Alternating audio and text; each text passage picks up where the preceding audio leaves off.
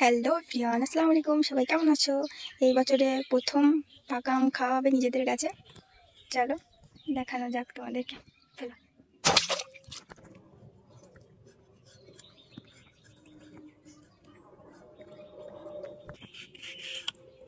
দেখি সামনে ক্যামেরার কাছে।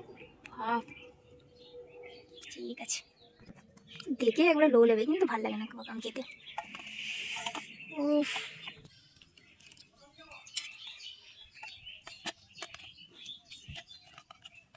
দারুণ।